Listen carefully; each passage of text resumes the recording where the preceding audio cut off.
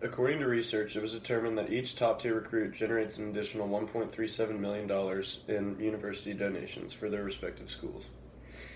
College athletes should be compensated for their talents in order to pay for day-to-day expenses and allow them to have financial stability in case of injury.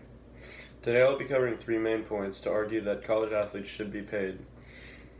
The first is that it is very rare to make it to play professional sports, especially coming out of college with all the risks that you're putting your body through. The second is that the NCAA is not allowing schools to pay their student athletes because they're trying to promote competitive balance. However, there is no competitive balance in the NCAA to begin with. The third is that after the NCAA receives all their profit from their national TV rights over the course of a season, there's an additional $1.07 billion left to pay student athletes.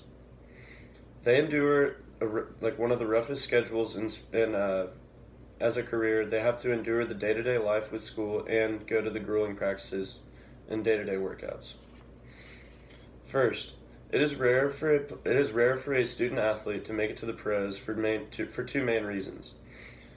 According to Dalton Thacker, there's 44 out of 18,000 college men's basketball players make it to the NBA, and 251 out of 73,000 make it to play in the NFL.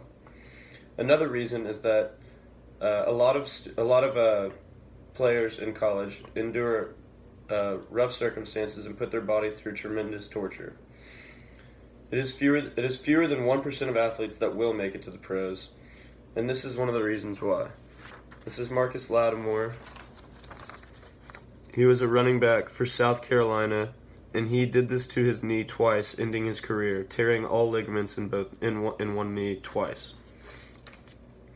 This athlete had a ton of promise and could have made it to the NFL, where he would have made millions. However, his career is now over, and he is left struggling to make it. This brings me to my second point. To pay your student athletes, it would go in direct violation with the NCAA's governing policies. According to David Berry, the three main principles of the NCAA are the principles of competitive equity, the principles of governing recruiting, and the principle of governing eligibility. Promoting competitive balance is the main goal of the NCAA. However, there is no competitive balance to begin with. 25 of the biggest names in college sports, such as the University of Texas or the University of Alabama, will make it to the NCAA championship more times than not. All these students are generating so much money for their respective schools, however, they will never see a dime of it. This brings me to my third point. After the NCAA takes away its profit from their TV rights throughout the course of a season, there's an additional $1.07 billion left over from their TV rights that could be given to college athletes.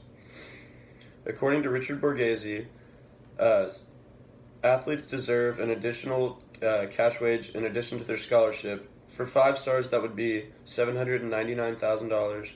For 4 stars, it would be $361,000, and for 3 stars, it would be $29,000. This is all in addition to their scholarship. He got this data by cross-referencing stats from all the main conferences in sports and their player rankings to determine how much a player of what ranking going into college, how much he makes for his school. These athletes are not treated fairly and deserve to be compensated for what they are going through in regards to school and sports. In conclusion, I think that college athletes deserve to be paid for three main reasons. First, it is hard to make it to the pros, especially going through what you go through in college and putting your body through a bunch of wear and tear in the 4 years of your eligibility there before you even have the opportunity to make it to the pros. The second is that the NCAA says they will not pay their players because they're trying to promote competitive balance within schools. However, there is no competitive balance to begin with because the same 25 teams end up making it farther each year, usually to the championship, and we always see these teams repeat. It is because these teams have a lot more money to spend on recruiting and however they want to promote their players when they're at the school than other schools do. And the third point was there's an additional $1.07 billion left over from the NCAA's TV rights that is going to waste. The NCAA is taking all this money and not giving a dime of it to the players that are actually generating it for them.